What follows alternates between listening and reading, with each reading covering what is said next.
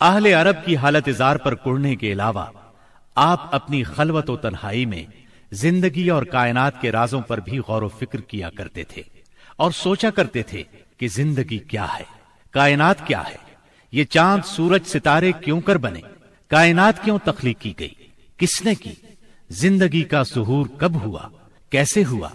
یہ وہ دن تھے جب آپ تنہائی میں غور و فکر کی ضرورت کے ساتھ ساتھ عبادت کو بھی لازمی سمجھتے تھے۔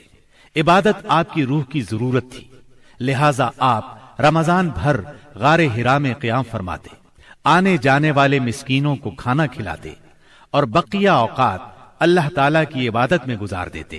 غار حرا مکہ مکرمہ کے مشرق میں خانہ کعبہ سے کوئی 3 میل دور جبل النور کی چوٹی پر واقع ہے۔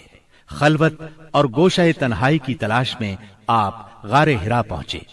یہ چونکہ کعبہ کے سامنے تھا اور وہاں کامل تنہائی اور یکسوئی تھی، اسی لیے آپ کو بہت پسند آیا۔ رمضان کا مہینہ اور پیر کا دن تھا۔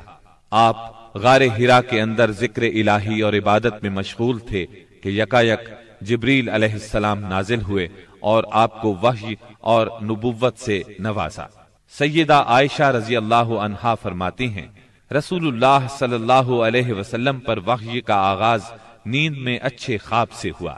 آپ جو خواب دیکھتے وہ سفیدہ سحر کی طرح نمودار ہوتا۔ پھر آپ کو تنہائی پسند آنے لگی، چنانچہ آپ غار حرا میں خلوت فرمانے لگے اور کئی رات گھر آئے بغیر عبادت کرتے اور اس عرصے کے لیے توشہ بھی ساتھ لے جاتے۔ پھر سیدہ خدیجہ رضی اللہ عنہا کے پاس تشریف لاتے اور اتنی مدت کے لیے پھر توشہ لے جاتے، یہاں تک کہ آپ غار حرا میں تھے کہ آپ کے پاس حق آ گیا، یعنی فرشتہ آپ کے پاس آیا اور کہا اقرا، یعنی پڑھیے۔ آپ نے فرمایا میں پڑھنا نہیں جانتا۔ رسول اللہ صلی اللہ علیہ وسلم فرماتے ہیں کہ اس پر اس نے مجھے پکڑ لیا اور اس زور سے دبوچا کہ مجھے چور کر ڈالا اور پھر مجھے چھوڑ کر کہا اقرا، یعنی پڑھیے۔ میں نے پھر کہا میں پڑھنا نہیں جانتا۔ اس نے پھر مجھے پکڑ کر دبوچا اور چور کر ڈالا، پھر چھوڑ کر کہا اقرا، پڑھیے۔ میں نے پھر کہا میں پڑھا ہوا نہیں ہوں۔ اب اس نے تیسری بار دبوچا اور کہا اقرأ باسم ربك الذي خلق خلق الإنسان من علق اقرأ وربك الأكرم الذي علم بالقلم علم الإنسان ما لم يعلم۔ پڑھ اپنے اس پروردگار کے نام سے جس نے پیدا کیا، انسان کو لوتھڑے سے پیدا کیا۔ پڑھ تیرا رب بڑا کریم ہے جس نے قلم کے ذریعے سے علم دیا، انسان کو وہ بات سکھائی جسے وہ جانتا نہ تھا۔ اب آپ نے یہ آیات پڑھ دیں، پھر آپ ان آیات کو لے کر واپس آئے۔ آپ کا دل کانپ رہا تھا۔ آپ نے سیدہ خدیجہ رضی اللہ عنہا کے پاس پہنچ کر فرمایا مجھے چادر اڑا دو، مجھے چادر اڑا دو۔ انہوں نے چادر اڑا دی، یہاں تک کہ دہشت جاتی رہی۔ پھر آپ نے سیدہ خدیجہ کو واقعہ سنایا اور فرمایا مجھے اپنی جان کا خوف ہے۔ انہوں نے کہا اللہ کی قسم ایسا ہرگز نہیں ہو سکتا، اللہ آپ کو کبھی رسوا نہیں کرے گا۔ آپ صلہ رحمی کرتے ہیں، بے سہاروں کا بوجھ اٹھاتے ہیں، خالی ہاتھ لوگوں کی مدد کرتے ہیں، مہمان کی مہمانی کرتے ہیں اور حق کے سلسلے میں پیش آنے والے مصائب میں مدد کرتے ہیں۔ اس کے بعد سیدہ خدیجہ آپ کو اپنے چچا زاد بھائی ورقہ بن نوفل کے پاس لے گئیں۔ یہ جاہلیت کے دور میں عیسائی ہو گئے تھے، عبرانی لکھنا پڑھنا جانتے تھے اور عبرانی میں انجیل لکھتے تھے۔ اس وقت بوڑھے اور نابینا ہو چکے تھے۔ سیدہ خدیجہ رضی اللہ عنہا نے ان سے کہا بھائی جان آپ اپنے بھتیجے کی بات سنیں۔ ورقہ بن نوفل نے کہا بھتیجے کہو تم کیا کہتے ہو؟ آپ نے جو کچھ دیکھا تھا بیان کر دیا۔ اس پر ورقہ بولے یہ تو وہی فرشتہ ہے جو موسیٰ علیہ السلام پر نازل ہوا تھا، کاش میں اس وقت زندہ ہوتا جب آپ کی قوم آپ کو نکال دے گی۔ آپ نے حیران ہو کر فرمایا میری قوم مجھے نکال دے گی؟ ورقہ بن نوفل بولے ہاں کوئی ایسا آدمی نہیں جو تم جیسا پیغام لایا ہو اور اس سے دشمنی نہ کی گئی ہو، اور اگر میں اس وقت تک زندہ رہا تو تمہاری زبردست مدد کروں گا۔ لیکن اس کے بعد جلد ہی ورقہ بن نوفل فوت ہو گئے۔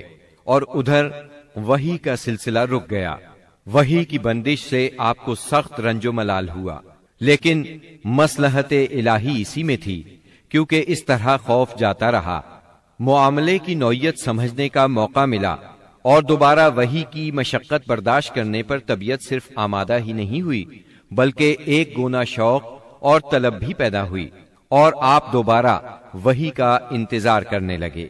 ادھر آپ گوشہ نشینی کی بقیہ مدت پوری کرنے کے لیے ورقہ کے پاس سے پلٹ کر دوبارہ غار حرا میں تشریف لا چکے تھے۔ جب ماہ رمضان ختم ہو گیا اور آپ کی اعتکاف کی مدت پوری ہو گئی تو عادت کے مطابق پہلی شوال کی صبح حرا سے اتر کر مکہ معظمہ روانہ ہوئے۔ نبی کریم صلی اللہ علیہ وسلم ارشاد فرماتے ہیں، میں پہاڑ سے اتر کر میدان میں پہنچا تو مجھے پکارا گیا، میں نے دائیں دیکھا، کچھ دکھائی نہ دیا، بائیں دیکھا تو بھی کچھ دکھائی نہ دیا، سامنے دیکھا تو بھی کچھ دکھائی نہ دیا، پھر پیچھے دیکھا تو وہاں بھی کچھ نظر نہ آیا۔ اس کے بعد میں نے سر اوپر اٹھایا تو کیا دیکھتا ہوں کہ جو فرشتہ حرا میں میرے پاس آیا تھا وہی آسمان و زمین کے درمیان موجود ہے۔ یہ دیکھ کر میرا پورا وجود اس کے روب سے بھر گیا، یہاں تک کہ میں زمین کی طرف جھک گیا۔ پھر میں خدیجہ کے پاس آیا اور کہا، مجھے چادر اڑا دو، مجھے چادر اڑا دو، مجھے کمبل اڑا دو، ٹھنڈے پانی کے چھینٹے مارو۔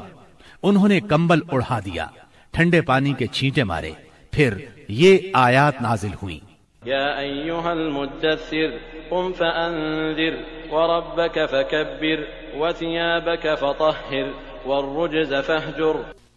اے کمبل پوش، اٹھ اور لوگوں کو ان کی بدعملی کے نتائج سے ڈرا، اپنے رب کی بڑائی بیان کر اور اپنے کپڑے پاک رکھ اور گندگی سے الگ تھلگ رہ۔ بعثت نبوی کے ابتدائی 3 برسوں میں آپ چپکے تبلیغ کرتے رہے۔ اس دوران میں سیدنا ارقم رضی اللہ عنہ کا گھر اسلامی تحریک کا مرکز بنا۔ یہ گھر کوہ صفا کے دامن میں واقع تھا۔ نمازیں گھروں کے اندر اور پہاڑوں کی گھاٹیوں میں پڑھی جاتی رہیں۔ اس تبلیغ کے ذریعے سے چراغ جلتا رہا۔ آپ نے سب سے پہلے ان لوگوں کو تبلیغ فرمائی جن کے آپ کے ساتھ تعلقات تھے۔ آپ کو اپنے ان قریبی ساتھیوں کی طرف سے مایوسی کا سامنا نہیں کرنا پڑا۔ عورتوں میں آپ کی زوجہ سیدہ خدیجہ رضی اللہ عنہا، غلاموں میں زید بن حارثہ رضی اللہ عنہ، مردوں میں سیدنا ابو بکر صدیق رضی اللہ عنہ اور لڑکوں میں سیدنا علی رضی اللہ عنہ نے سب سے پہلے اسلام قبول کیا۔ خفیہ دعوت و تبلیغ کا یہ سلسلہ قریباً 3 سال تک جاری رہا۔ اس عرصے میں جن حضرات نے اسلام قبول کیا ان کے نام یہ ہیں: بلال بن رباح، عثمان بن عفان، زبیر بن عوام، عبد الرحمن بن عوف، طلحہ بن عبید اللہ، سعد بن ابی وقاص، عمرو بن انبسہ، خالد بن سعد بن عاص، عمار بن یاسر، خباب بن ارت، ابو عبیدہ بن جراح، سعید بن زید، جعفر بن ابی طالب، عبداللہ بن مسعود، ابو سلمہ، عثمان بن مظعون، صہیب رومی اور ارقم رضی اللہ عنہم۔ مجموعی طور پر قریباً 40 افراد نے اسلام قبول کیا۔ ان حضرات کو السابقون الاولون کہا گیا۔ اس خاموش تبلیغ کے نتیجے میں 40 افراد نے اسلام قبول کیا۔ اس طرح اسلام کی بنیاد مضبوط ہو گئی۔